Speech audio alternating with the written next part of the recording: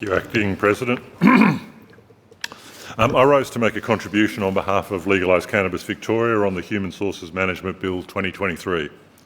This bill sets out to regulate Victoria Police's registration, use and management of human sources and to provide a framework for police to obtain and use information from human sources in an ethical and justifiable manner. We are all aware of the context.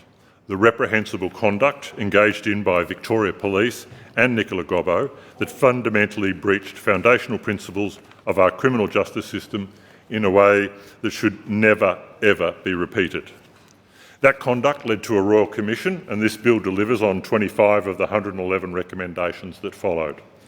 And I do congratulate the government for causing that Royal Commission and for its commitment to its recommendations.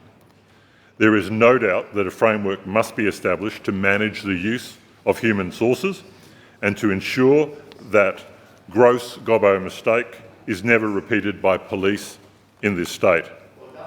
However, this bill in its original form was almost unanimously criticised and seemingly would have enabled the holders of privileged information, including lawyers, to be registered as human sources in certain circumstances that may well have provided a pathway to permit exactly what this bill should have been seeking to prevent. It seemingly contradicted the views of the High Court and the Supreme Court of Victoria and was widely opposed by stakeholders.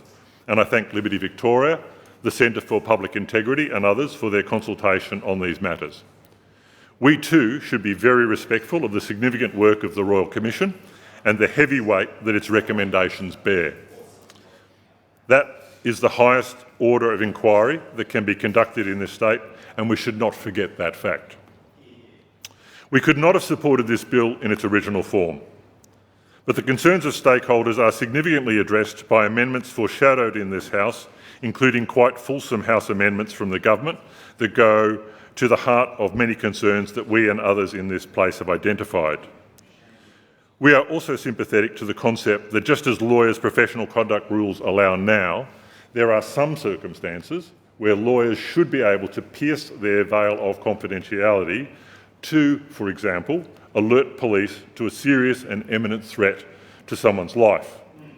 We would not want to see a situation where the laws we make today inadvertently prevent that from occurring or contradict legal professional uniform conduct rules.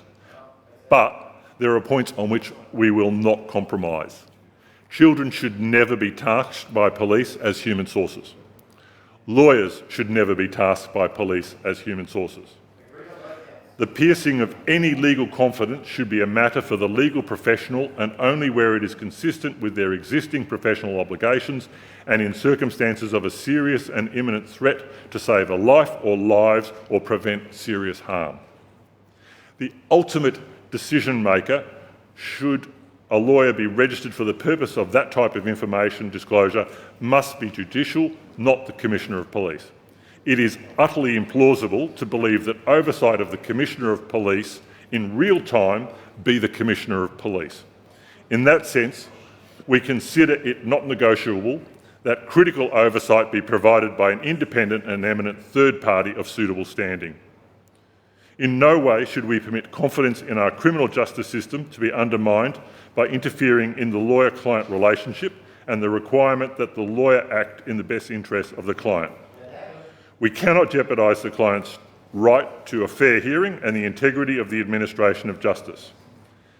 As I stand, no amendments have been circulated in the chamber, and it is probable that we will need more time to consider all the moving parts of this important legislation. Thank you.